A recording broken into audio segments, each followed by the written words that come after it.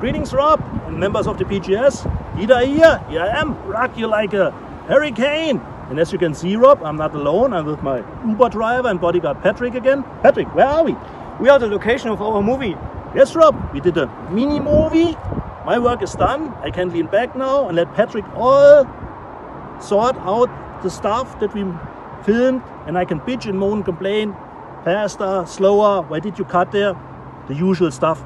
I did tell him that I know a Hollywood big shot editor who could help us out. But he said, no way.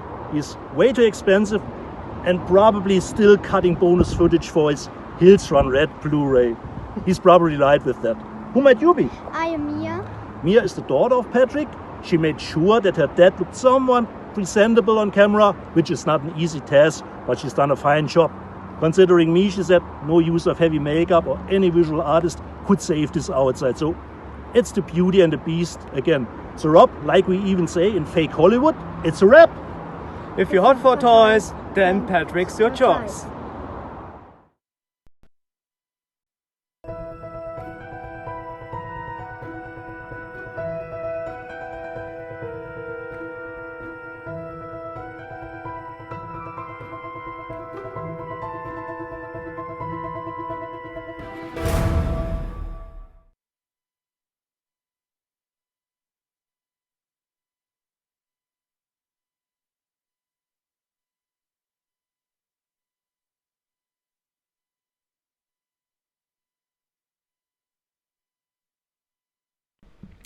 Why don't I have sound? Greetings, imagination connoisseurs.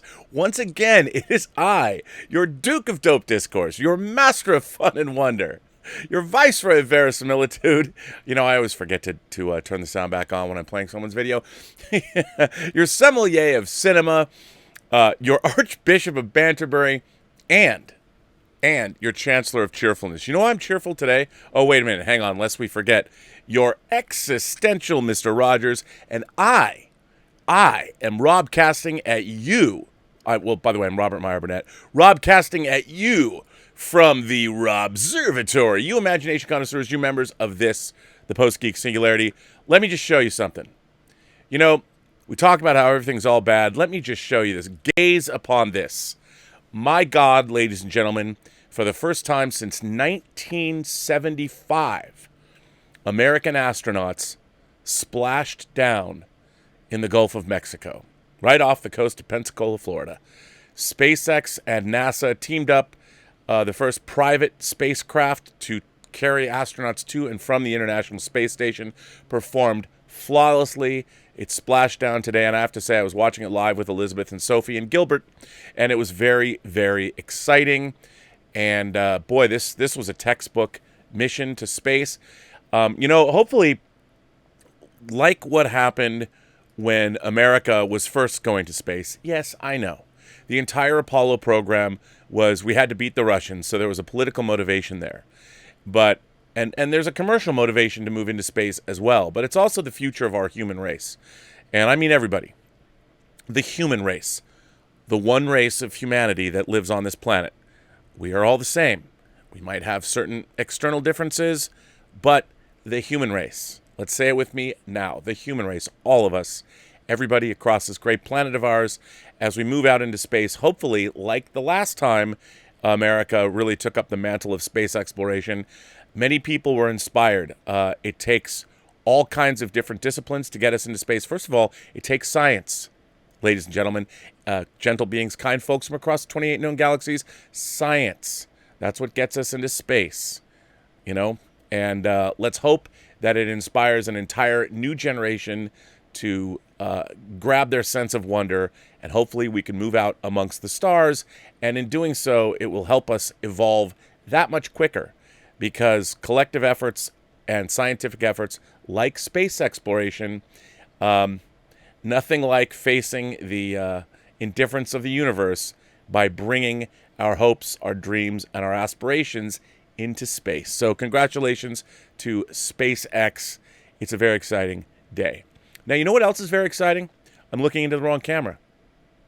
That's exciting. I'm doing really well today. What's exciting is when I get a box from Germany.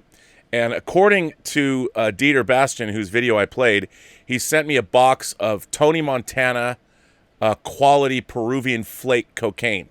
And apparently it's sailed through customs without a problem. And I'm really looking forward to putting an entire mountain of this cocaine right here on this desk. So the next time I do these shows, I can just instead of snorting fatty rails like they do in a Wolf of Wall Street, I'll just have a mountain of cocaine, because that's what Dieter said he sent me. So shall we open this box together and find out? Dieter wanted to know, how did it come through customs? I mean, it's pretty intact, I would say. Nicely done. So let's see exactly how much cocaine Dieter sent me. Huh. To be honest, it doesn't look like there's any cocaine in here. I mean, come on, Dieter. You were telling me that there was going to be some cocaine. Well, first of all, there's a mug. The mug is broken. I will say this, Dieter. Customs broke the mug. There is no handle on this mug, but it says it's I love Saarbrücken, Germany, where Dieter's from. But you know what? You know what I would like to think? Because I kind of like German punk rock. I would say that having a mug that came from Germany where the actual handle is broken is kind of punk. That doesn't mean I can't still drink out of it. So just because there's no mug, it means, I'll put water in it instead of hot. Wow, there's all kinds of stuff in this box. Of course, there's my favorite, Haribo gummy bears, which is fantastic. There's a mail interception notice. There's a very long letter from Dieter here. Let's see, which I will read later, because that'll be fun to read. Wow, this is full of all kinds of stuff. This is a bag. I believe this is actually a present for my friend Dave Hargrove, so I'm going to save that. I'm not going to open that for him because I know what it is. And hopefully there's another one in here, but let's see what else is. Wow, this is a deep bag of goodness. Let's see, what's this? We shall see. I don't know what this is. It looks like it's a container of some... this is... what is this? It looks like it's coffee. It is coffee. Instant coffee. Is this like Nescafe? I don't know. Whatever it is, I'll drink it. I will drink it out of this broken mug. If my fingers get burned while I try and break it, well, drink it. There's more gummy bears. You can never have enough gummy bears. So, okay, that's good. What else is in here? Let's see what this is. This is like Christmas. This is like, Dieter, are you Jewish? Because this is more like Hanukkah. Wow, look at this. Coffee cakes. Those look good. I don't even know what this is, but they look really good. I'll be happy to partake of those. Wow, this is just an amazing box full of greatness. Let's see what we got in here. Okay, this is the end of what's in this box, and I believe that there's some good choice physical media here, and some stuff that my German brethren can get, but I cannot. We have. Well, look at this. The new Mel Gibson movie, Force of Nature, which I'm sure Dieter loves. So thanks for that, Dieter. Now, okay, these are the... Actually, maybe I'll have to open what's in that bag. This is what I really was choice. This is for me and Dave. This is Steven Soderbergh's remake of Solaris. It's available on Blu-ray on Germany, just like Catherine Bigelow's Strange Days is. Why is this significant? Because these are Lightstorm movies that have never been released on Blu-ray here in the States. There are 4. There's The Abyss, there's True Lies, there's Solaris, and there's Strange Days. And one of these is for me, and one is for my compadre, Dave Hargrove, one of my oldest friends in the world, and one of the first people I met in Los Angeles. Now then, I'm going to open this box. And I'm going to see, there's no label on it, so I'm going to open it anyway and see what it is. It's nicely tied together. It's like a knot. How'd you do this, Dieter? I don't even know. Maybe I can't open this on screen. It's too difficult. Nope, here it is. Ooh, let's find out what this is. Oh. Wow, now, this is interesting. A 4K version of the great manga Mark Dacascos in Crying Freeman. Wow, and A Good Woman is Hard to Find. Look at that. This is the media book. Ooh. Wow, this is, I'm telling you, this is better than cocaine. I just want to say, my man Dieter does not disappoint.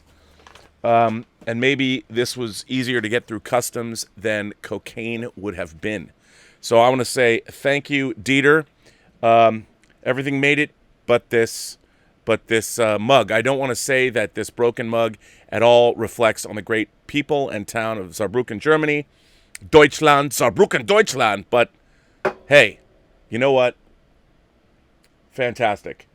Let's, you know what? I'm going to open this coffee and smell it. I was thinking that maybe you sent the coffee to cover up, you know, as we know from Beverly Hills Cop, coffee grounds are what you use to smuggle drugs in. Maybe there's a nice bindle in here full of some Peruvian flake. I don't want to know. I'm not going to open that on the air in case there is and the authorities come get me. Dieter, thank you very much. You're a good friend. You're my German fairy godfather, and thank you for that.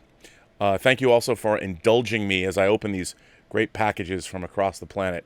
Man, and there's just more physical media. I didn't even know Crying Freeman was available in 4K. How cool is that? I actually have all of the manga that was released by Viz Communications of Crying Freeman, and I'm a big fan of it. So anyway, yeah, why don't we just get into what I wanted to talk about? First of all, we talked about SpaceX, but this is interesting. So as we know, the plight of movie theaters is a big deal on this show. We want theaters to open. We want to, as long as it's safe. But in China, they have been reopening theaters, and one of the things that's gone on is there's no new movies to show, so they've been showing older films. And in anticipation of Tenet, they re-released Christopher Nolan's Interstellar. Interstellar reissued JOLTS China with biggest single-day gross since cinemas reopened. International box office. This was published at 10 o'clock this morning by Nancy Tartaglione on Deadline. As expected, Warner Brothers' re-release of Christopher Nolan's Interstellar had a blast in China on Sunday, grossing $2.85 million. That gives the 2014 saga bragging rights to the Middle Kingdom's biggest single-day and highest opening day gross since cinemas in low-risk areas resumed operations on July 20th. At about $7.6 million, Sunday was also the highest grossing day overall in the market post-COVID closures and contributed to a 3-day weekend that was worth $17.6 million across all titles. This is good to hear. Now, as they pointed out, these are in low-risk areas. There are very few low-risk areas currently in the United States, but there are some.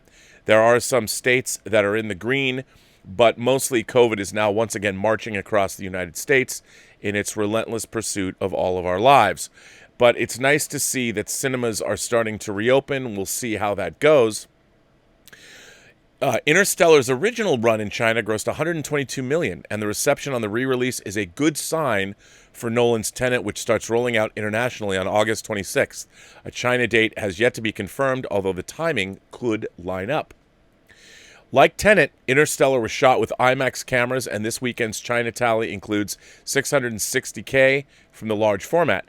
The film played on 461 IMAX screens, which also accounted for 72% of midnight previews. The full weekend in China was led by Universal's Dolittle with $3.32 million for a $12 million cum. Of that, another 400K came from 442 IMAX screens. The IMAX total is now $1.3 million. In other China play, the local pick, The Enigma of Arrival, ended its first frame with $3 million, while Paramount's Sonic the Hedgehog had a sluggish start at $1.2 million from 5,196 locations. It appears there is some reticence on the part of families to take small children to theaters, so younger skewing titles are seeing tepid results as the demo is not rushing out. Searchlight's Jojo Rabbit got its start with about 717K. That's pretty good. Next weekend adds Fox Disney's Ford v Ferrari and DreamWorks Amblin's Universal 1917, released locally by Alibaba. Each will have an IMAX component in China. They will be followed by a reissue of Harry Potter and the Sorcerer's Stone and Sony's Bad Boys for Life on August 14th. And finally, The 800, the first Chinese movie shot entirely with IMAX cameras, will be released on August 21st. The film was originally scheduled for summer 2019, but was pulled from its July date over what were believed to be concerns it was sending a political message that was not acceptable to key members of the Chinese military. Though cuts have been made, it's a positive sign that the movie is at last going to see the inside of cinemas. Meanwhile, Korea has another solid homegrown success on its hands with Steel Rain 2 Summit, which grossed $7 million in its debut session. The action drama from director Yang Wook-suk sees a group of leaders from South and North Korea and the U.S. abducted as they attempt to negotiate a peace settlement for the Korean peninsula. And speaking of peninsula, the horror sequel has now cleared $25 million in Korea. That's really good during this pandemic, landing number 2 this weekend. The two top movies fully dominated the market during this frame. Elsewhere, Sony Pictures International Productions' Padre no e mas que uno tu, Father, There Is Only One Two, stepped things up the Spanish box office with a terrific $2.6 million across 5 days. This is the biggest opening of the year in the market, while the film is playing on par with the 2019 original, which was that year's top local title at nearly $16 million.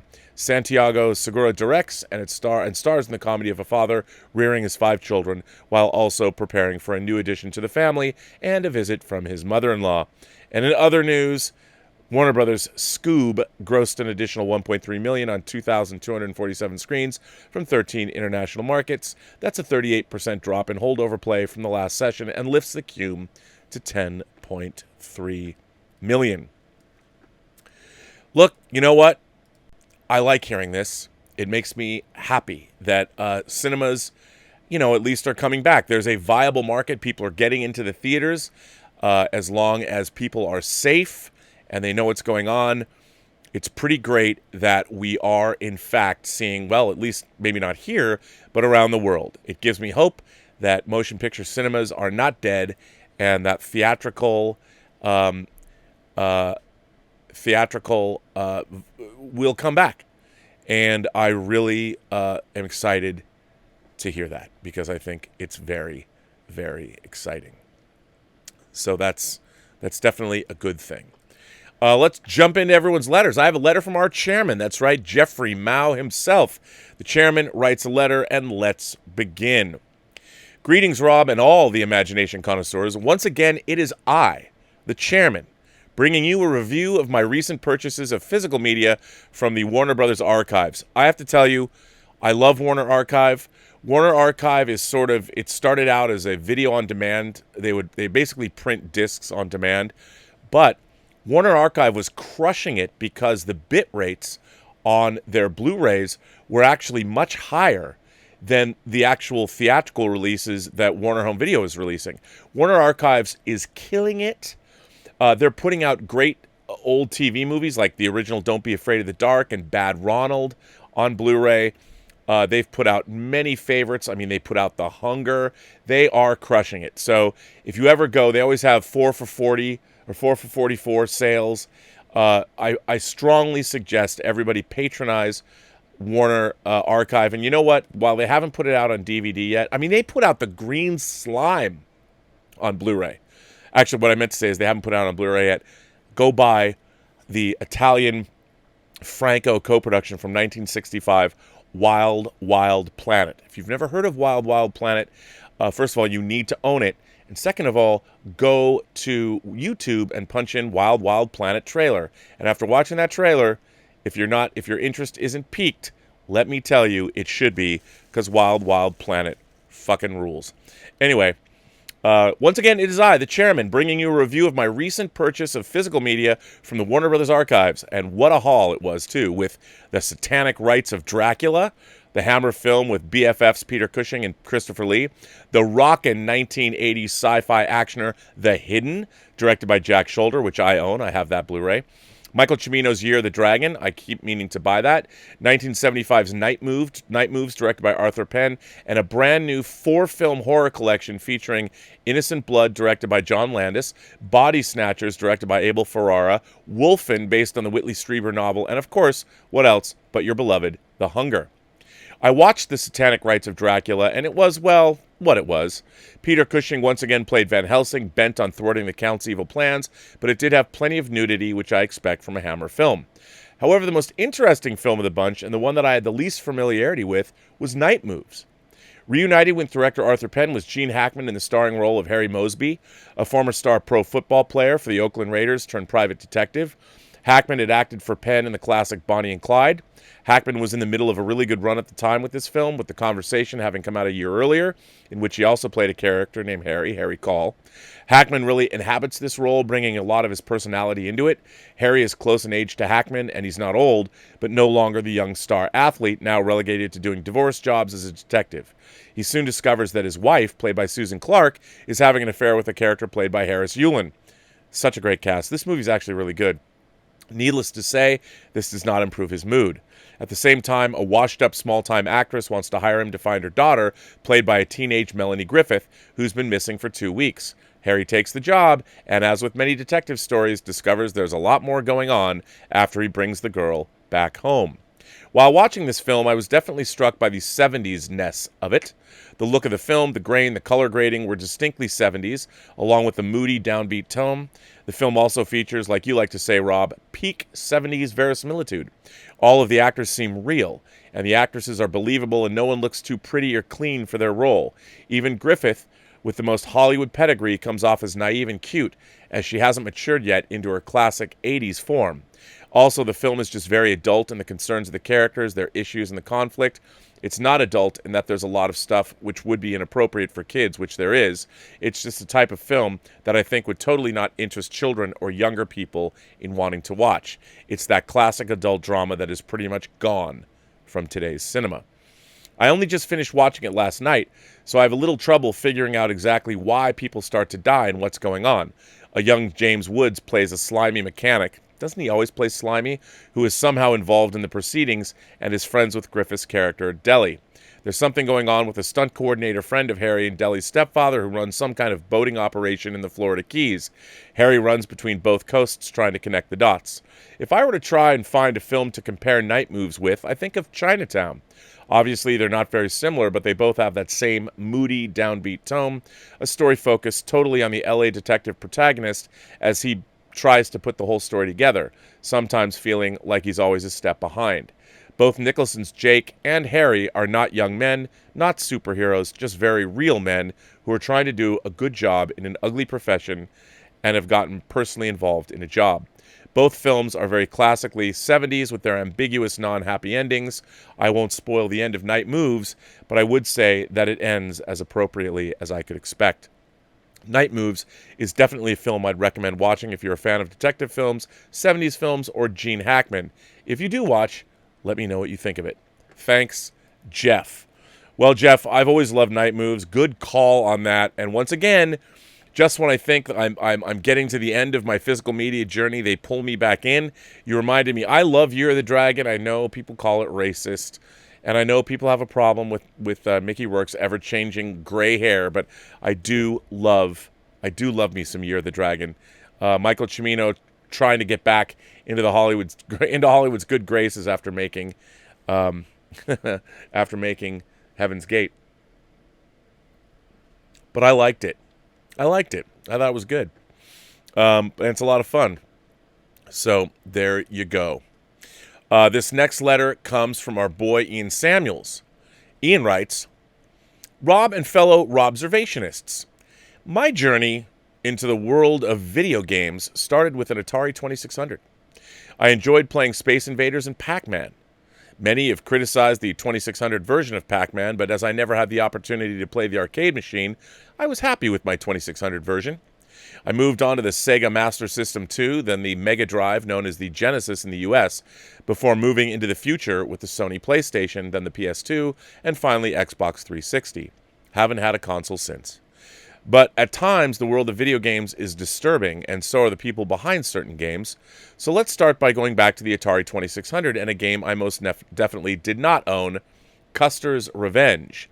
In the game, you play the part of Custer, who's wearing cowboy boots and a hat and nothing else. Also, his member is at full salute. The aim of the game is to move Custer from the left side of the screen to the right while dodging arrows. On the right side of the screen, a naked Indian Native American girl is tied to a post. When Custer reaches the girl, he inserts his oversized member into her. Some fans of retro games have suggested that due to the old 8-bit blocky graphics, the game is forgivable, but it is extremely offensive and basically promotes rape. Talking of rape, boy, this letter has taken a turn. Talking of rape, how about the 2006 Japanese release Rape-Lay, where you play the part of a sexual predator? The aim of the game is to molest and rape a woman and her 2 teenage daughters. Fortunately, the game is banned pretty much everywhere. Disturbingly, this has just led to it being downloadable for free. Dieter just sent me a message and said, I don't see the replacement discs for Rollerball. Yes, sir, they did arrive. No, I showed them. They're right here, sir. So, yes, what Dieter is referring to, so the disc of Rollerball, the 4K disc of Norman Jewison's Rollerball, was released in Germany, and there was a mistake, and they released it in a beautiful big box set. So they had to send out replacement discs for 3 of the discs, John McTiernan's Rollerball, and then the 4K. So, Dieter, here are the replacement discs. They did arrive. Customs did not take them. So, don't worry, sir. I very much appreciate you sending me the discs. How about historical events? How about Columbine Simulator, where you play the part of the shooters in the Columbine Massacre interspersed with actual news footage? The game was actually sold as an educational video game. Another educational video game was 2004's JFK Reloaded, giving you the opportunity to take the role of the shooter killing the president repeatedly from different positions and from different angles. Disturbing games that never should have been made, and the people behind those games should not be allowed to create games, perhaps even considered as criminals. But I will leave you with a game that was released by Sega Mega Drive Genesis, which in hindsight the concept of the game can be seen as somewhat disturbing. Michael Jackson's Moonwalker, in which you play the part of Michael Jackson dancing, kicking bad guys in a concept Michael Jackson himself wanted in the game, collects children. Yes, that was MJ's idea. He wanted a video game where he was collecting children. Making video games and getting them published seems far too easy, as these games and many others show that some people should not be allowed anywhere near a computer. Ian. Well, Ian, I thought this was going to be a journey through your video game life, but whoa, okay then. That's some craziness. Definitely some craziness there. Wow. I don't even know what to say about that. But Ian goes on. He sent me another letter. And this is different. Rob and fellow Robservationists, my Asian Batman, my name is Bruce, is almost finished. And I was thinking, despite my dislike of the character, I may do a Superman reboot, but I will not be doing an Asian Superman. I may consider a black Superman, so that he would have to deal with a certain amount of racial abuse, but no, I think I will keep him as a white Clark Kent from Kansas. One of the biggest problems I have, and was an issue for the writers of the comic early on, was how Superman was an overpowered alien, which is why they invented the vulnerability of kryptonite. So I may limit his powers, still have super strength, the ability to fly, which was added again. The original Superman was able to run faster than a speeding bullet without the ability to fly. I'm considering having him growing facial hair quickly, perhaps having a full beard overnight, so every morning he shaves, but it leaves a mustache. Does that work? So Clark Kent has a 70s porn star mustache and glasses. Would that work? He can shave it off quickly as part of changing into Superman. The S, whenever anyone asks, it means Superman, he confirms, from the Kryptonian word SPE, which means hope. This creates an interesting dichotomy, as SPE is the Latin word for hope, suggesting a link between two languages, either establishing that the Kryptonian had come to Earth centuries ago, and the language that we now call Latin is in fact Kryptonian. Perhaps it was a mistake, Kal-El ending up on Earth, as it was where outcasts were sent back in the past. Perhaps Zod is a Kryptonian who is on Earth where he was outcast and is now a South American military despot general president. As for Deep Space Gamma, I did write 3 small books until Amazon had a fit and unpublished the 2 that I had put in there. I found a way around the issue by just calling the first book Deep Space Gamma and not mentioning Star Trek, but I need to rewrite the beginning of the book as I had Charlie Wright having dinner with Deanna Troi and discussing his past. That was before I decided to recreate the last image from Deep Space Nine and have Jake Sisko going to interview him, giving a more direct link to Deep Space Nine. So if you're interested in a version, Deep Space Gamma is on Amazon. I will keep you updated and let you know when My Name is Bruce is available on Amazon. I get. So you're writing a thing called My Name is Bruce, which is a story about the Asian Batman. That's really interesting because DC published that comic for young adults. It took place in high school where Bruce Wayne was half Korean. So this is definitely something in the zeitgeist. But Ian, I'm worried about you, buddy. Are you okay? I want to make sure you're okay. After that video game letter, I hope all is well. Let's see. Mark C is here. Man, Mark C. Mark Chure is here. Dear Rob, I want to discuss the sanctity of the character, specifically that of Superman. Those that love Man of Steel, which I do, cite that one of the main reasons they love it so much is that it has a real-life first contact feel to the film and gives us a take on Superman that's different. Absolutely. As stated in my Superman Trucker letter, we see just how different of a character he is. But can we claim that a fictional character has a specific set-in-stone personality? Superman has been around for over 80 years. Yes, there have been Elseworlds, imaginary stories where the character has been depicted differently. Also, I say, due to the Depression in World War II, we didn't get the Superman we know until almost a decade in. He wasn't completely different, just evolving. But from, say, 1951 to the New 52 in 2011, we get a Superman who may update a bit with the times, but his character, his personality, doesn't really waver. We know who Superman is and who he should be. After 60 years, his personality is more established than yours or mine. What I see with the Post-Geek Singularity is something of a debate. Do we have a duty to protect the personality of an iconic fictional character once it has become established? This can pertain to race and gender as well, but for things letter, I'll stick to a character's personality. Do we have a duty to make sure the character we pass on is the actual character as it has been established to the next generation? I ask these questions because I have an 11-year-old son, and I wonder what characters he will see.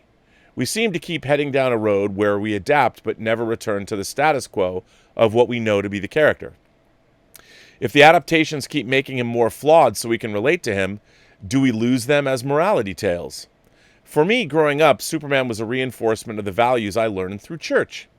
What about those without faith? Where does the morality come from? What do they see that reinforces these values for themselves? Sound silly? We live in a climate where fewer people attend faith services and atheism is on the rise. Has this effect on our morality as a society? Look out your window. Or if you live in Seattle, Portland, Atlanta, Minneapolis, Richmond, the south side of Chicago, or parts of New York, perhaps you might not want to. These cities and areas are pretty grim, and some have no police force to keep you safe. I don't think our country is stupid, but it has lost its moral conscience, as we do what we want and not help our fellow man. I don't like the government telling me what to do as much as the next conservative, but please wear a mask. Just try and keep track of where it was made. Frankly, I watch movies like Man of Steel, see superhero fare like HBO's Watchmen, and understand why we are where we are. Going back to the cavemen, we've had characters, stories, and tales of heroes we could aspire to. When, as a society, we start dragging our superheroes and even our Jedi through the mud of ambiguity, we've lost our way. This is why, as much as I appreciate Henry Cavill as a steward of the character, I really don't like Man of Steel. I pray that if we get Cavill back on screen again, I pray that if we get Cavill back on screen again, but whoever writes it, whoever directs it, doesn't need to give us Man of Steel 2, but Superman. God knows we could always use a beacon of light right now. May it always be truth, justice, and the American way. Mark C. That is a very interesting letter, Mark. I always appreciate hearing your point of view. It is well stated and always interesting. Here's the thing. obviously, Superman was created in the 30s, and we were in the midst of the Great Depression. We were coming out of the Roaring 20s, which was a direct response, I think, to the horrors of World War I. And I think that, for me, what I like about a character like Superman is it continues to stay relevant. I mean, we're 80 years on, and we're still telling stories about Superman. And what I find really interesting is, if you think about, I grew up before Superman the movie. I love The Adventures of Superman, where George Reeves played Superman. And if you look at that version of Superman nowadays, he's more of the middle-aged Superman. I mean, if John Hamm played Superman now, he would look younger than George Reeves did in the 50s. And in the 50s version of Superman and Clark Kent, they were ballers. Clark Kent was dope. I mean, he was not letting anyone pull anything over on him. He was the coolest dude in the room. As far as, squeaky clean middle-aged men that were part of the greatest generation went, that Superman, he was not like the bumbling, well, Lois, he was not that guy. He was unapologetically a baller. And one of the things that I think, if you look at the difference between the way Superman was portrayed in the 50s and the way Superman was portrayed by Christopher Reeve in the 1978 Superman the movie, there's a pretty big difference. While Superman himself still embodied the values of truth, justice, the American way, their visions of Clark Kent were very different. And I've always seen the character of Superman sort of evolving. In 86, when they did the Superman, when John Byrne rebooted Superman after Crisis on Infinite Earths, he was a different kind of a Superman. And for me, what I saw Man of Steel doing is, and this is what I Man of Steel is not about the Superman that we have come to know and love. It's not about a Superman who's been Superman for a while. It's basically Superman's first day on the job. It's Superman's Casino Royale. He doesn't even know who he is yet. He doesn't even know who he represents to the people of the world. And he's thrust into a situation he knows nothing about. He's thrust into an extinction level event, and he's barely had time to get his bearings on how to fly. So I see that a lot of people, I see throughout the beginning of Man of Steel, before Superman becomes Superman, what about when he saves all those men on the burning oil derrick? It's amazing. What about when he's floating? One of my favorite images of Superman is when he's floating in the ocean after that, and the whale swims past him. I thought there was real awe and wonder there. And I think one of the things that Superman has always been is he's never been part of the real world. He's always been mythic. He's always been somebody that we wish could exist, but really doesn't. Superman the movie tried to show us what Superman would be like if he really existed. And by the way, we also see in Superman the movie in 78, we also see a new Superman, a Superman that's emergent, but he's had 12 years studying what it means to be Superman with his father when he first goes to the Fortress of Solitude. He's there for 12 years, learning everything he can about the 28 known galaxies. He's very well versed in Earth culture. He probably knows our entire history backwards and forwards. So he's had 8 years with the recordings of his father, or 12 years, learning what it means to be what he should be, about being literally a savior for mankind. Where in Man of Steel, we don't have that. It's a different take on the character. And what I find really interesting is everybody who, and your point is well taken, I think if we see Superman evolve over the course of a number of movies, he would become that, Zack Snyder's take on the character. And probably after he emerges at the end of Justice League, I would assume at the end of Justice League, Superman would have become more, he would have been forged through experience into the character that we know as Superman. And it would have been really interesting to see after Man of Steel, or they did Man of Steel 2, maybe they would make another movie with Henry Cavill after Zack Snyder's Justice League and just call the movie Superman. Not Superman the movie, just Superman. And we would get that. I would love to see them adapt a comic series like a Superman for all seasons. And I think now it's impossible to go back. I don't have a problem evolving characters. The problem that I have with these postmodern takes on all of these characters is they want to fundamentally change. Like, I don't think in Man of Steel, Superman is fundamentally changed. I think for the very first time, we actually are seeing what it would be like if people that were powered the way they are powered, if Kryptonians really were battling through our cities, it would be horrific. It would be horrific having people with that kind of power. And I think, it's the kind of take. The Battle of Metropolis at the end of Man of Steel it's supposed to be horrific. It's like I remember reading Miracle Man, when I was first reading Miracle Man, and the great battle happens, and I think it's issue 15, and our crazy Miracle Man family member, I mean, he goes to London and he starts decapitating people, thousands of people, and putting their heads on pikes, trying to lure Miracle Man to come back to London and take him on. I mean, when you're dealing with characters like Superman, I think there's an element of these characters that we don't want to deal with. And one of the things that I really liked about Man of Steel is it really illustrated the horror of what these characters would rot if they were real and they were really out there and they were doing this.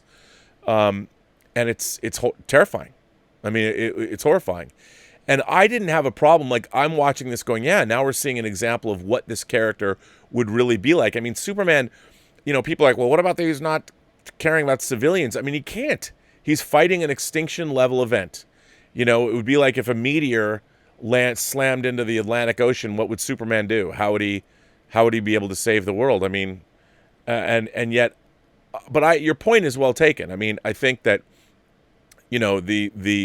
the world has changed, the world is evolving, and I think we're just becoming less naive about certain things.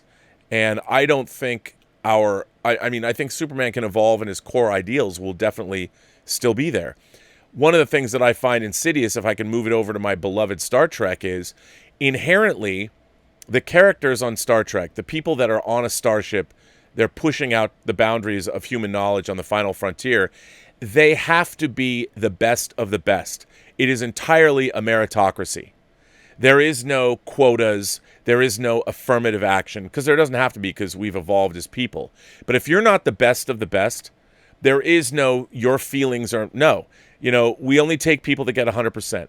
We only take people with a 4.0. If you don't have a 4.0, you're out. You're out. You have to do the work. I don't care what you feel, because it doesn't matter. Your feelings, in the face of the indifference of the universe, your feelings and your thoughts of justice or what is fair does not matter. Because when you're out on the final frontier, the indifference of the universe, there is no fairness involved. Nothing is fair. A sun goes nova, it destroys billions of people. That's just the way of the universe. So I've always liked that about Star Trek. And now, with modern Star Trek, what they're trying to tell you is that, no, we can have deeply flawed people on the final frontier, because that's how they want to have drama. Well, I'm more interested in seeing how when people, I mean, all human beings have flaws, but when you have the best of the best, what happens when the doomsday machine shows up? What happens when an 11,000-mile long space amoeba that's already destroyed billions of people, billions of star systems shows up? What are the best of the best? How do you deal with that? Because I'll tell you, if people are talking about their feelings and shit, that space amoeba is going to kill you. It's going to destroy your starship. It's going to destroy system after system after system. So I don't have a problem with that. That's why I've always loved Star Trek, because I aspire to be a person, who would be on the Enterprise. But when it comes to Superman, I mean, Superman's doing the best he can in the face of an extinction event when he's only been that character for a couple of days. He doesn't have a philosophy yet. And that's why, I haven't minded Man of Steel. But all the things that I hear you talking about, especially America as a Christian nation and being faith-based. But I would say that one of the problems with that is I find that how can you evolve your belief system? I honestly believe that morality does not have to be dictated to us by faith. I think morality is part of a system that we as sentient beings, I think living in a moral world, that we create for ourselves just happens to work better. You know, if you get 100 people together, you're going to have a lot of things that you're going to have to deal with. You're going to have to deal with jealousy. You're going to have to deal with all the things, craving things, all of the things that make us human. But in creating systems and civilizations, we work better. I mean, we have to figure out, why should you be a moral person? Why should you have ethical and moral principles? And why should you live your life that way? Well, because we live in groups and we live within systems of one another. And our systems work better if we treat people accordingly, because otherwise your system will fall apart. And I think it's kind of self-evident. I mean, human beings, when we get together, we're self-organizing, you know, and I think we eventually will evolve further beyond things. And for instance, you know, like I said, I'm a humanist. I'm a universalist. I honestly believe in humanity is one race. We are one species. And it's our differences, depending on where your ancestry is on planet Earth, which, by the way, if you use science, I mean, we look different literally because of environmental conditions. We adapted to various environmental conditions, and we are the way we are simply because of where on the planet we came from originally. And how anybody can be racist about that. What's really unfortunate is, based on those external differences, our systems, whether it's economics, whether it's where we're living, I mean, human beings obviously are very visual. And when people are, say, of a different shade, then it's easy to start categorizing that person rather than start thinking about the fact that what difference does it make what part of the world your ancestry is from? You know, I mean, racism has never really made much sense to me, and I think a lot of what people are racist about are secondary systems that we created ourselves, and it's unfortunate. And we created those. We became racist. A lot of that had to do with our religious preferences and faith. You know, we used faith as an excuse to sort of put down our fellow human beings, which we still do. We still want to kill each other over faith. I mean, it's like, my God, when are we going to start to realize that every single person on this planet, every single person is like a snowflake. They're unique. And I don't mean a snowflake like being a person who you could call them a snowflake, other than the fact that, you know, every single person, every single human being on this planet that's ever lived is unique. There's only one of each of us. The thermodynamic miracle that Dr. Manhattan talks about in Watchmen, and that's why he came back to Earth to save us, is because every person is unique. And we're here for literally not even the blink of an eye in terms of geologic or universal time. And why should we be so eager to want to get rid of anybody? We should hold everybody up. It's like, my God, you know, every single person, you are unique. There's nobody else like you there's not only, in all of human history, you're the only one of you that will ever exist, ever, on the entire planet. Even if you're a twin or a quintuplet, you're still slightly different than your brothers and sisters. And how we don't recognize this and why we don't treat one another accordingly is amazing to me, because it is the most, there's only one of you, which makes you one of the most precious resources on this planet. Can you imagine? 7 billion people that are all unique. There's only one of each of us. It's crazy, man. Why are we ever in a hurry not to, isn't that amazing? It's amazing. You know, when you get out of bed every morning, think about that. There's only one of you on this entire planet, in the whole history of mankind. There's not another person like you. Why should we be quick to not why do we not treat people accordingly? That's reason enough. It's crazy. And you know, if we thought more along those lines, maybe we would treat everybody. I mean, I think that alone, you know, you want to talk about morality? Well, I would say holding up your fellow man or fellow woman or whatever you recognize or identify as. My God, why don't we ever think that way?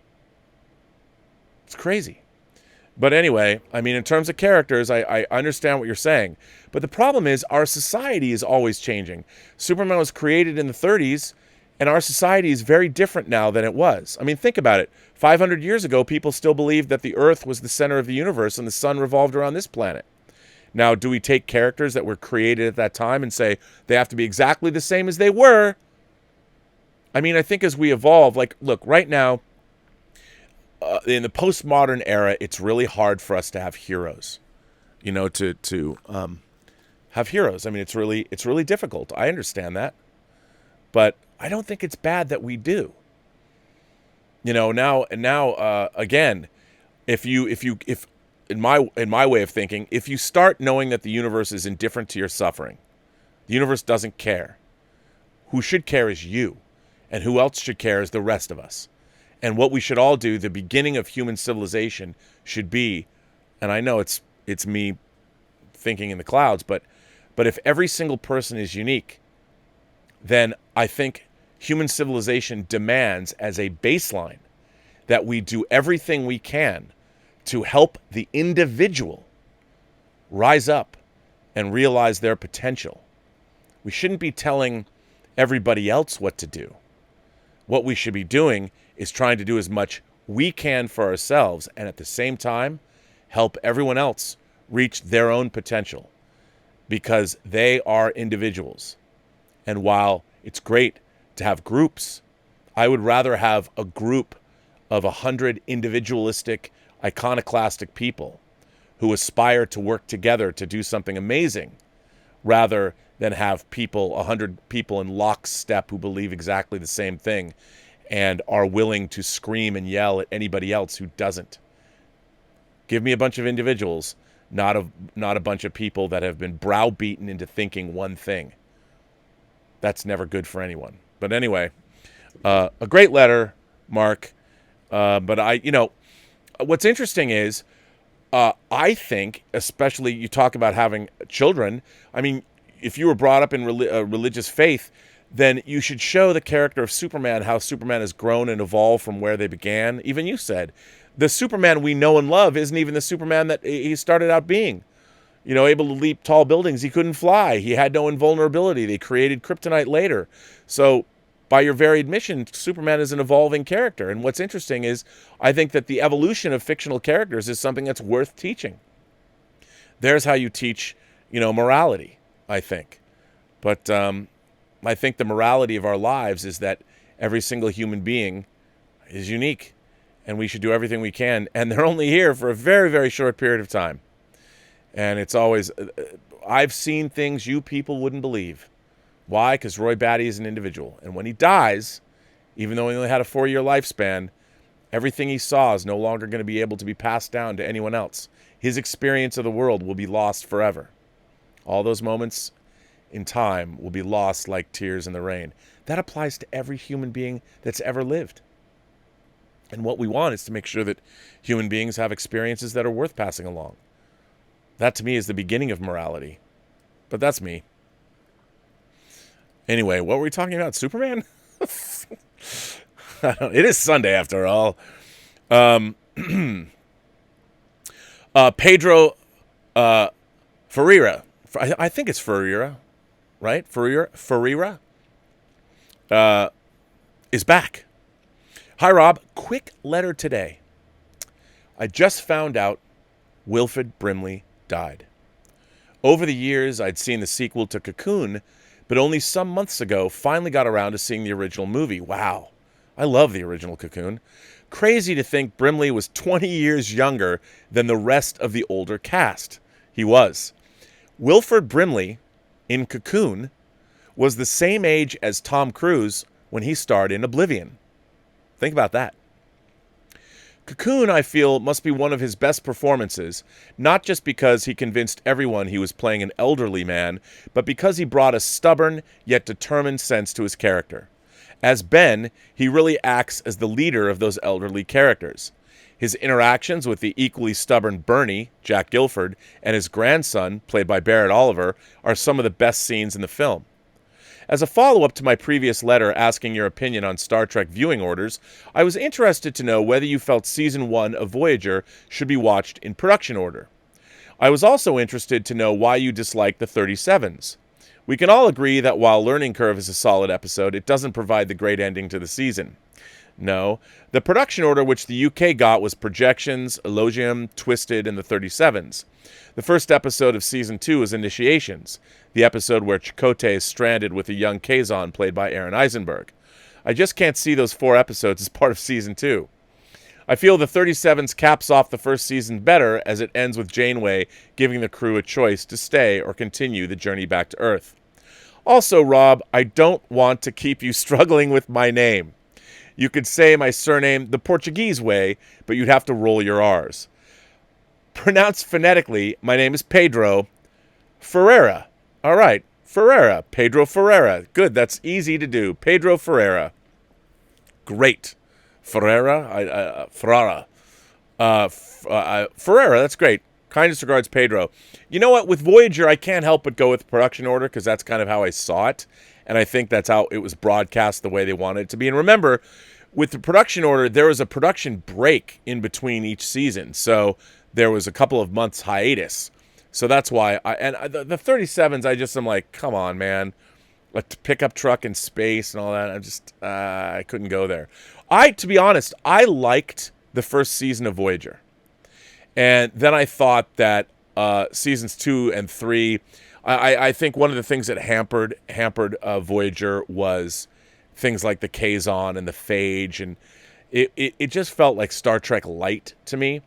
I have enjoyed both composer John Ottman and producer Brian Fuller gave me episodes of Voyager to watch again, to go back, because I watched Voyager sporadically in the 4th, 5th, 6th, and 7th season, so there were episodes I'd missed. But there are episodes of Voyager like Living Witness and Blink of an Eye, and there's other episodes that I think are fine episodes of Star Trek. I really like them. I just think it's very hit and miss. It's a very schizophrenic show, and as I've said before, I think Voyager is a show of Star Trek tropes, even a starship going from place to place. What I would have liked Voyager to have been is what it should have been from the beginning. I would love to have seen Voyager stranded in the Delta Quadrant forever, and they are trying to world build.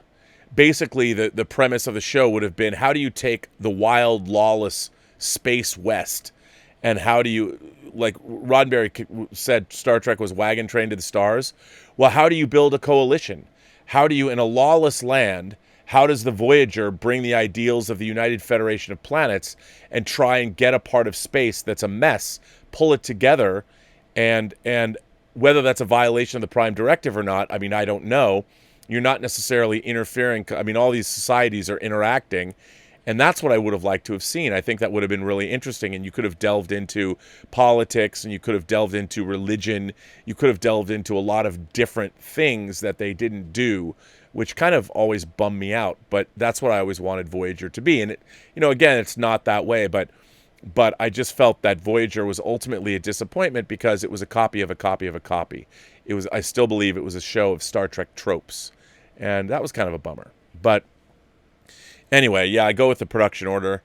Yeah. So there you go. And let's see.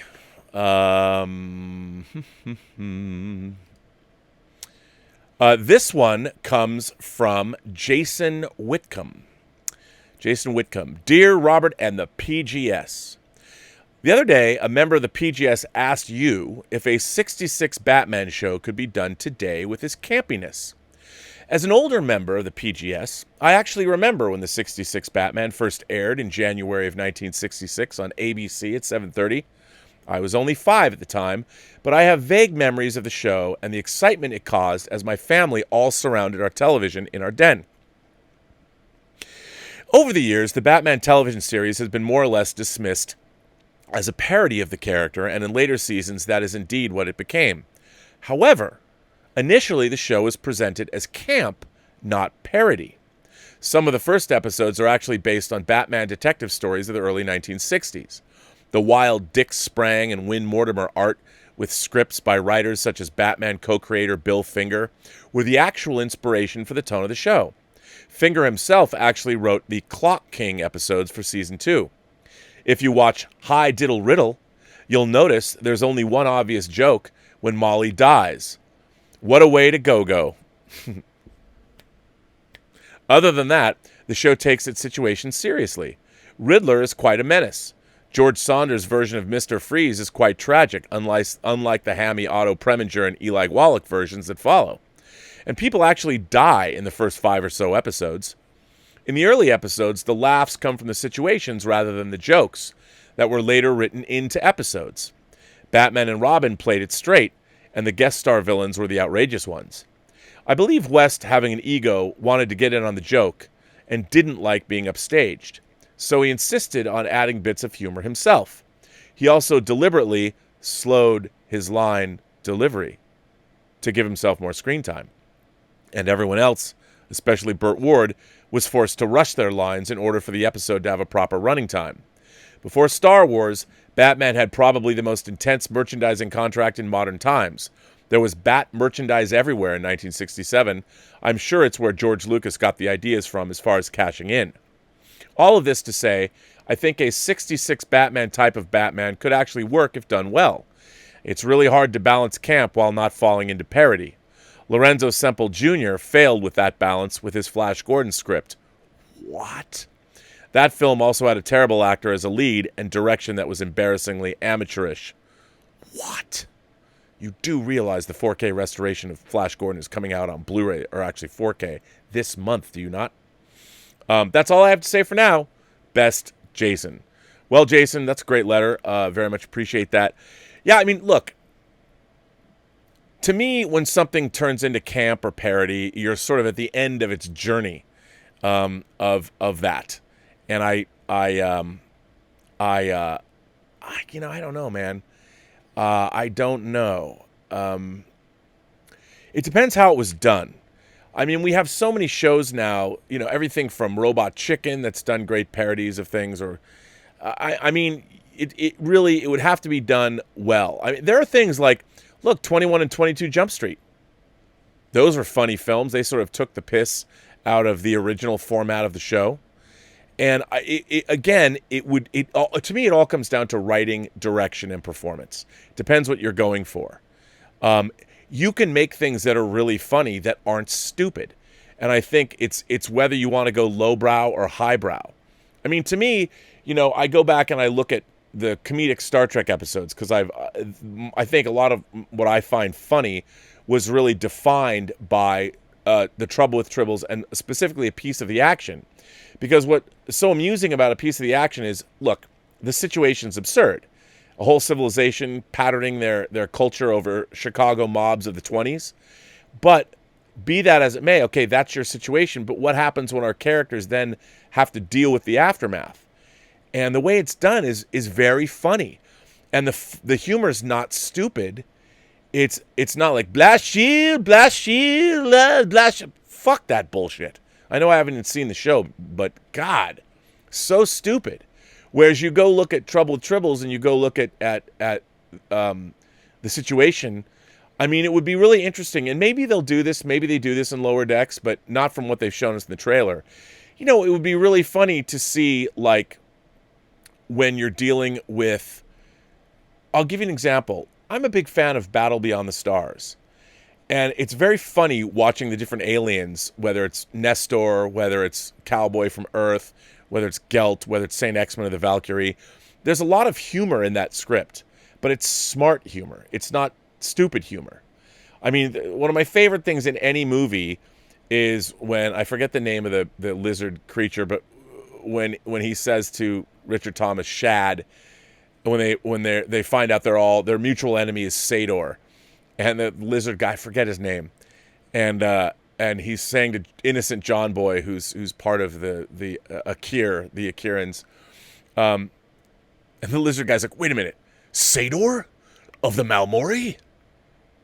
And then he basically says, I'm in, but I'm only in this for Sador. I want his head. And John Boy answers very earnestly, well, you're welcome to it. I mean, I thought that was very funny. Here's this guy talking about eating Sador's head or beheading him, and it's the interplay between those aliens that is so humorous, and John Sayles' script is so funny. And he did the same thing for movies like, Piranha and Alligator, and those scripts were humorous, but they also still worked as straight up science fiction or horror films if that's what you're looking for. So I think you could do. I mean, look, I like Batman and the Outsiders when Mike Barr and Jim Aparo were writing that comic, and that was totally straight up camp, you know, and they had, or it wasn't parody, it was camp, and you had like the nuclear family and craziness. But I liked all that stuff. I thought it was pretty cool. So I guess you could say it could work, I guess. And I also want to remind everyone that Ian Samuels, his column, Who Views, is back up on the Burnettwork website. So for those of you who have wondered, we have not updated the website because Mike Bodden was dealing with his mayorly duties. And now Mike is going back and he's been revamping the Burnettwork.net website. It's going to be better than ever. Lots going up there. So if you want to send me letters or you want to send me videos like Dieter's video that he sent me, please do so. I will play them. I'm eagerly awaiting the latest episode of BL Alley's show, where he relentlessly pokes fun at me, and let's face it, I deserve it. But love those videos. But no one loves those videos more than Elizabeth does, let me tell you. So yes. Anyway, so you can do that. Go to the Burnettwork.net website, check that stuff out, and let's see what you guys have to say today. Let's jump over to you. Over to you, Charlie. I don't know if anyone's here named Charlie. But Willow sends in a tip and says, how do you feel about an American actor in the role of James Bond doing an English accent? They did have George Lazenby. Do Australians get a pass for being a Commonwealth nation? What about Canadians? Laugh out loud. You know, if an American actor can do a convincing British accent, like, you know, Gillian Anderson she has dual citizenship, so she has a perfect British accent. But you know what? I have to say something. I'm not a racist, but I do think that Americans and British people, white people, they look different. They look different. And Europeans, I just like European white people. Does that make any sense? And I think that, you know, it's like Mads Mikkelsen does not look like an American dude. He looks British. He looks Norwegian. He looks Swedish. He looks Italian. He looks European to me. And that's one of the reasons that I love Mads Mikkelsen so much. I mean, I loved him as Le Chiffre. I mean, yes, I know he's from Denmark, but and I loved him as Hannibal Lecter.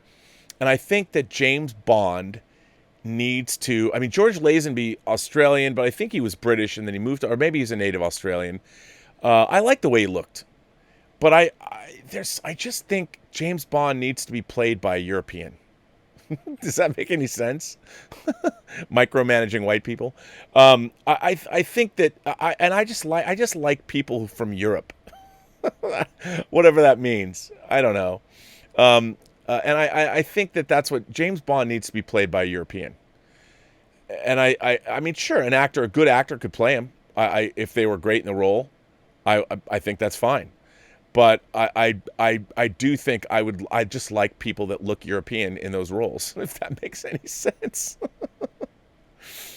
You know, I know, I guess that's weird of me. So I would rather see a Brit or a Scotsman, preferably a Scotsman, or somebody, or an Irishman, you know, one of those three. Somebody from the UK playing Bond. Is that bad? The British Isles, whatever. I don't want to besmirch my Irish brethren if they don't like me saying that. But yes, I know that's weird, but I just think that, look, if a good actor can pull it off, fine. But I think I'd love to see I'd gotta see a British dude. Dieter is here. Dieter is here. Greetings, Rob. There should be dog treats in the package also. Sorry about the mug. Perhaps the next time. Thought it was bubble wrapped enough. Crying Freeman has a reversible cover art if you like that better, but it has the Ages sticker in front of it.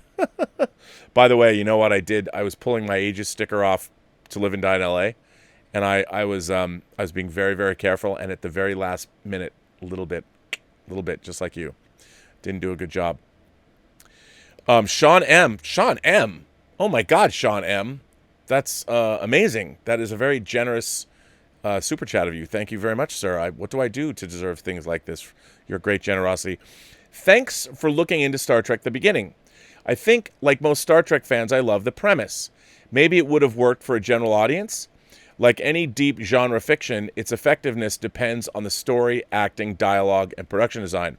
Well, Sean, first of all, thank you very much for your generous support of the channel.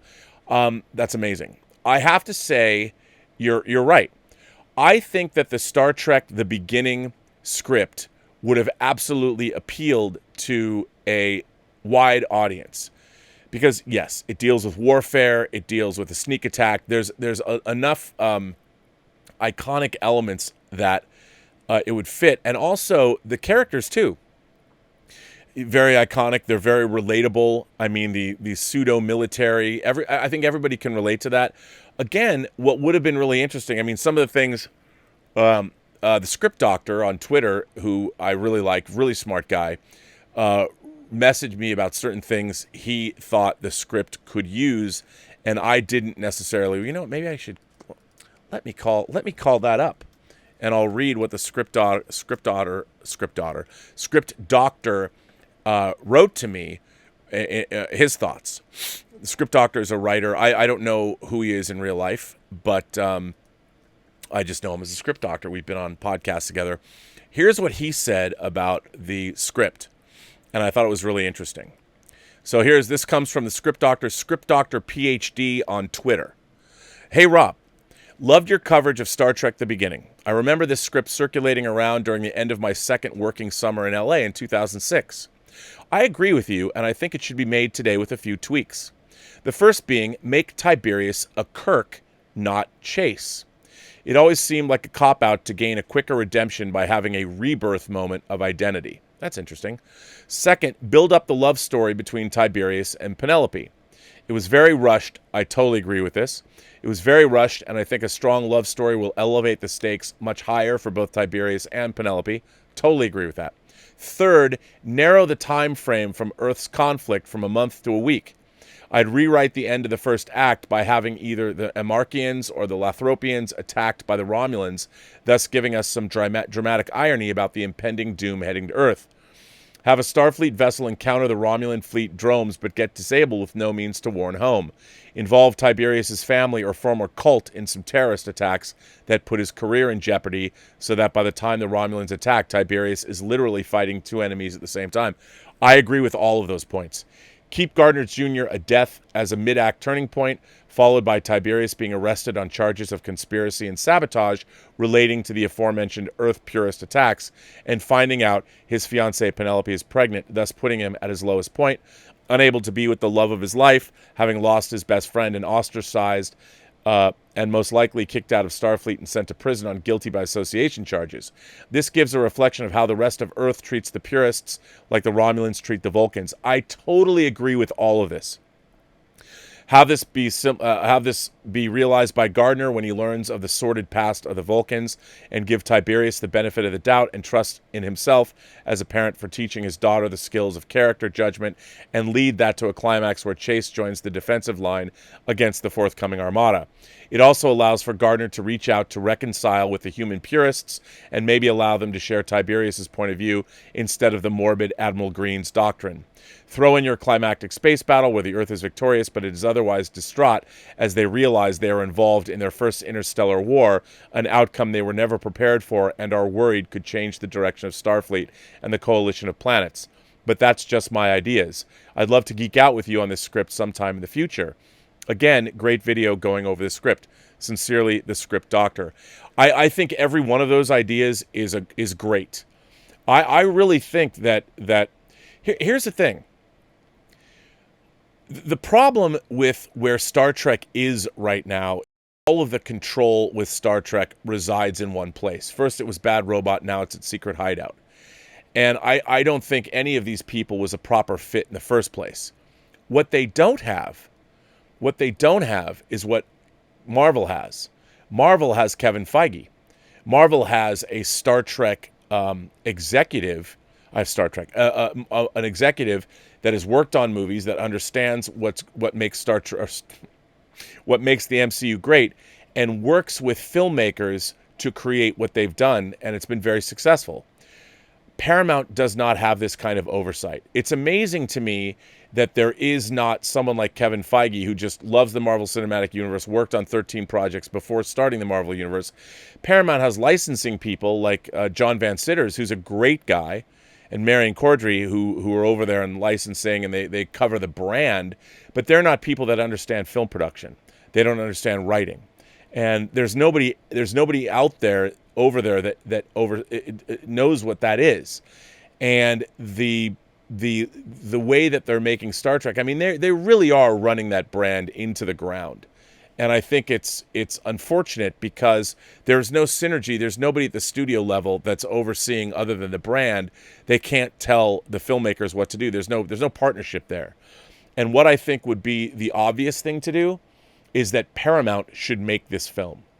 Paramount should bring on Jedrinson as the writer-producer. He was a supervising producer of Band of Brothers, and what they really need is they need a director who loves Star Trek. They need a director who, and look, you know what? Would I like to be that guy? 100%.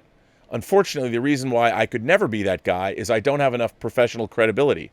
I made a little scene indie film that made no money 20 years ago. I have no illusions about that, although I do a hell of a job.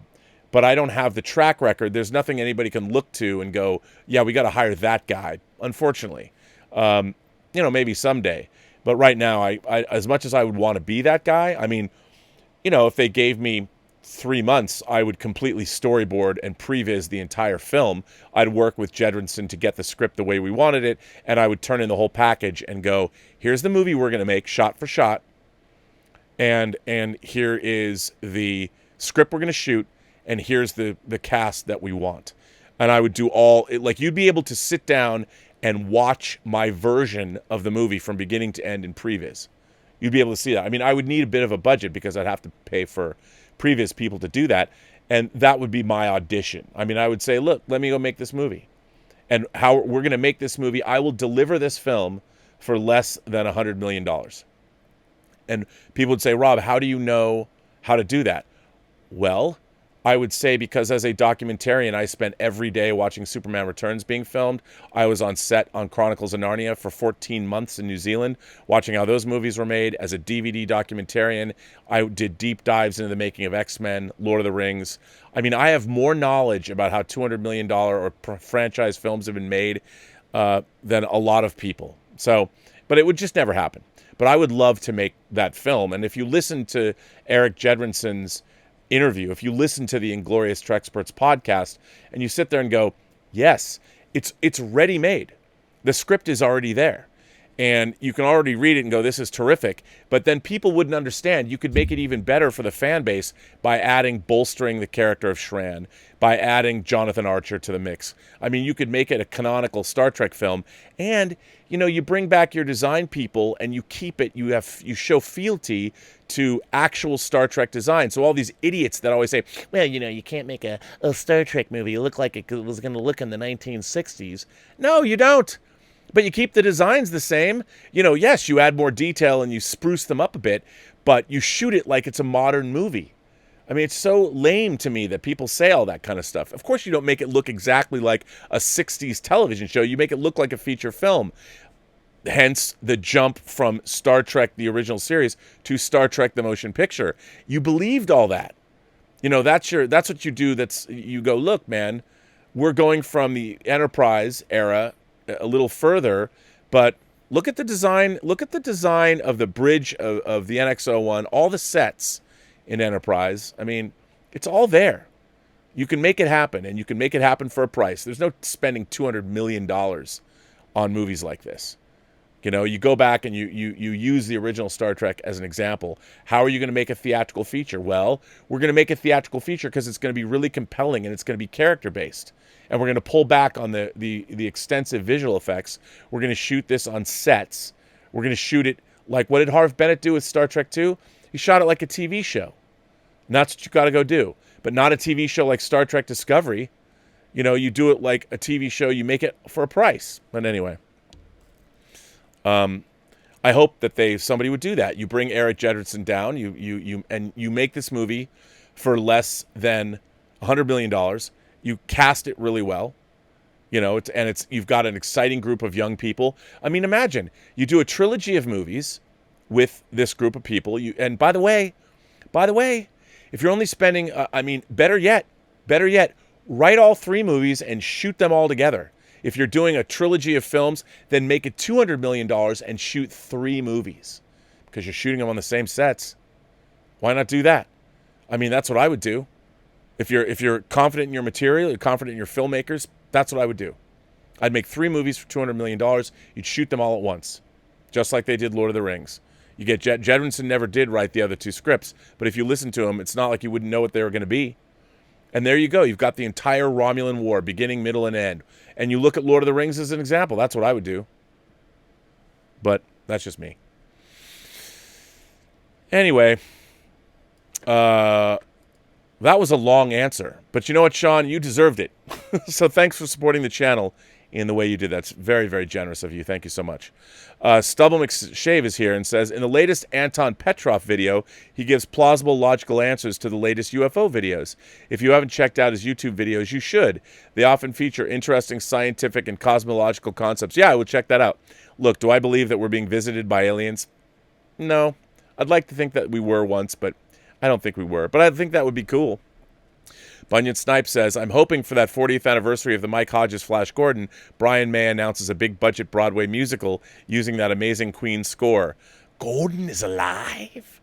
Bunyan, I don't know if that's going to happen, but that would be cool. By the way, Bunyan, where'd you get the name Bunyan Snipe? I want to know where that came from. Tell me. Bunyan goes on to say, Christopher Plummer as Sir Charles Lytton in Return of the Pink Panther was very close to the perfect Bond. And Peter Sellers would have been an amazing Bond villain. Hugo, oh man, I would love to have seen Peter Sellers as a Bond villain, as Hugo Drax in a direct adaptation of Moonraker, methinks. That would have been great. Who would have loved that? I would have loved that. Wear a Mask says, have you seen Bloodshot? If so, what are your thoughts on it? I have not seen Bloodshot. And what's the future for the Valiant universe after? I shouldn't say that. I saw some of Bloodshot. I need to sit down and watch the whole thing. And what are your thoughts on the future of the Valiant universe after the film flopped hard? COVID aside, I don't think it was going to do well anyway. No, you know what the problem was with that? I think with Bloodshot, it was too similar to other things that we've seen. You know, they're relying on Vin Diesel's star power. I think if they wanted to really start the Valiant universe, they should have started with something interesting. Not that Bloodshot wasn't interesting, but Exo Manowar is too close to things we've seen. They should have started with Archer and Armstrong. I think that could have been something that really could have kickstarted the Valiant universe. You know, maybe Solar Man of the Atom or something. But I would have gone with Archer and Armstrong. I think it was more grounded. But I think the Valiant universe is dead unless they go back and they're like, okay, why don't we make Archer and Armstrong and not say that it's, you know, it's an adaptation of the Valiant comic. But if it, again, you can't put your universe before your characters and your story. You can't do it. You've got to just concentrate on your characters and your story. And then if you have one really good movie, like, hey, Iron Man 1 worked. Now we can try building on that. Let's go make The Incredible Hulk. Now let's go do Iron Man 2. And you build up to a universe. I mean, everyone's starting now like, we're going to go make the shared universe. It doesn't work that way. You can't plan on making a shared universe if you don't have a successful movie to build off of. So, anyway, just my thoughts. But thanks for writing in. Sean M. continues and says, so, don't like the lead character being a Kirk. This is Star Wars, not Star Trek, which is based on science. Yeah, I mean, look, I think Tiberius Chase, I like the idea that Tiberius Chase has, say, a daughter, you know, that gets married, and that's the name Kirk comes in later. I think the fact that it's canonically accurate that Tiberius was Kirk's grandfather, is it great-grandfather or grandfather's name? I like that idea, you know, that it wasn't to Kirk, because I think that would be too obvious. I think it's pretty cool that it's telling that his first name is Tiberius, because if you go back to Roddenberry's novelization, which he wrote, so I feel a certain canonical fealty to that novelization, that you go back and you deal with that, you know, and I think it's great. I think it's pretty cool. And again, I think it would be a terrific film. David Crabtree asks, greetings, sir. Have you had a chance to watch, or are you planning on watching the new Netflix Transformers series, Siege? I can't wait. It looks great. I haven't watched it yet. It just dropped. I haven't watched it yet. I've just started Umbrella Academy, which I'm really digging. I quite enjoyed it. Really enjoyed their take on the G1-inspired characters, especially Megatron. Some really good sci-fi. Well, David, coming from you, I know how very much you love the Transformers. So if you liked it, well then, sir, that is a huge, in my mind, that is a huge, what's the word? What am I looking for? That's a huge, that's a great recommendation. So very exciting. Very exciting. Well, ladies and gentlemen, gentle beings, kind souls from across the 28 known galaxies, however you identify, as long as you identify as a human being. I know some people probably are going to tell me they don't, but I was trying to bring us all together. Anyway, I'm going to bring an end to episode 481 of Robservations. I want to thank everybody for being here. I want to thank my moderating staff. Joshua Levesque is here. Mr. Derringer is here. I don't know if anyone else is here, but thank you, too, for moderating. I want to thank Mike Bodden for coming back and doing the website as he was and sending me letters. I want to thank Greg Smith. I also want to thank The Richard. You can go find The Richard on the Post-Geek Singularity Facebook page on Facebook or the Whining About Movies Facebook page. And again, if you want to send me letters or videos, you can. You can do that. And we'll see. Send me letters, send me videos, I'll play them. I don't know yet if I'm going to be on the John Campea show tomorrow. I don't know if John's going to do a show, and if he is, if he's going to have me on it, I don't know. There's such a lack of information and to talk about, but we'll see. And if not, I will be back for Robservations. And tomorrow, yes, Elizabeth and I, our love is strong. We will be back tomorrow to do Whining About Movies, and we are doing Richard Stanley's recent The Color Out of Space, which is something I'm very excited to show Elizabeth. Another Nicolas Cage performance, The Color Out of Space. And that is what we are doing tomorrow. I've got some letters to read. So you can also write letters to Elizabeth's Whining About Movies if you want. So hopefully we will see you tomorrow. Perhaps to alleviate anything I probably, Dieter says that there's dog treats in here, but I don't know if there are, man. I'm looking in this box, and I don't see any dog treats. Perhaps they eliminated the dog treats. Maybe they took them out of the box. I don't know. I don't see any dog treats, Gilbert. And by the way, those last dog treats you sent, Dieter, the dogs loved them. They devour them. But oh, look, maybe I'm missing something. Oh, wait. No, you know what? I'll read Dieter's letter tomorrow. I will read Dieter's letter tomorrow. Oh, by the way, Dieter did send in a video, a very funny video about his rebuttal to Elizabeth's review of Point Break. So it's very, very funny, and I will play that video on tomorrow's Elizabeth's Whining About Movies. Thank you all for being here. Thank you for generously supporting the channel via tips and super chats. Very much appreciated. This brings me to the end of Robservations episode 481. Remember, everybody you meet has a story to tell that you have yet to hear. And all you have to do is listen. And with that, I say to all of you, have a better day. And I mean that sincerely.